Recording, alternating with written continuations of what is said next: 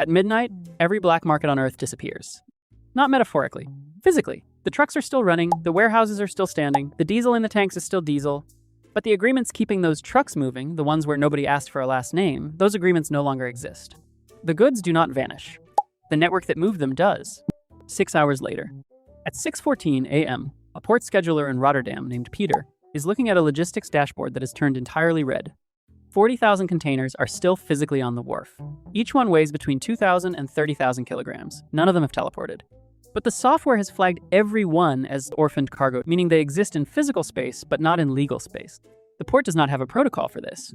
Peter prints a form. The form does not have a checkbox for this situation. He submits it anyway. Tuesday morning.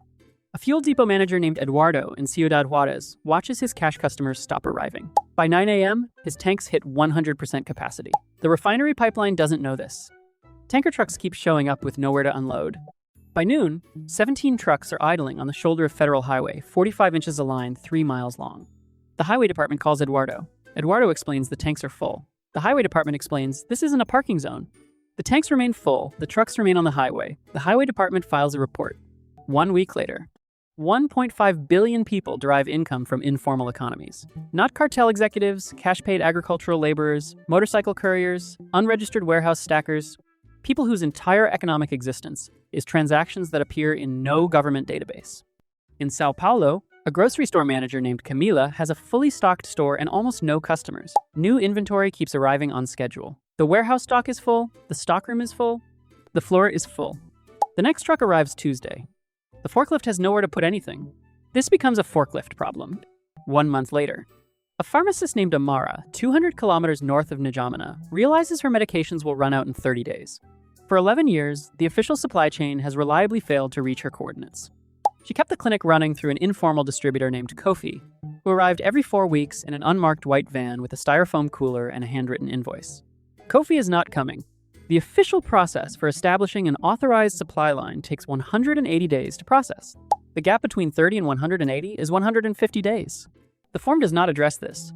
Meanwhile, lower fuel sales mean lower tax receipts. A budget analyst in Asunción named Valentina is staring at a 5% drop in municipal revenue with no good options. She cuts infrastructure spending.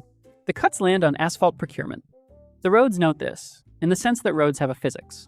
1 year later, a federal analyst in Washington named Marcus is on page 237 of a 340-page review of his agency's last 12 months.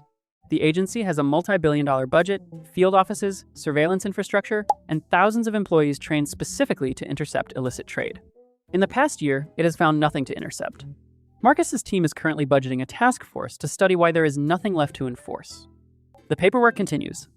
Outside Asunción, a secondary road is developing longitudinal cracking. The cracking is consistent with deferred maintenance. The maintenance was deferred because the budget was cut.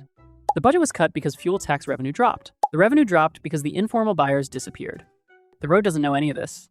It simply cracks. Here's what the original question assumed: that the black market was a parasite, a tumor, something that could be removed, leaving the host cleaner. Here is what the year revealed. The black market was load-bearing.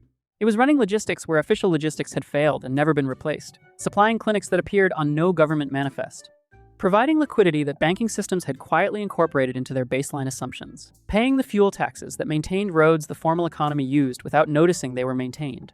Every gap it filled was a gap the official system had looked at, decided not to handle, and silently relied on someone else to manage.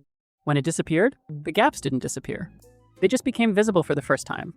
A forklift in Sao Paulo has nowhere to go. A pharmacist in Chad is counting pills. A port scheduler in Rotterdam is on hold with the ministry. The roads are cracking. The form has been submitted. That was the question.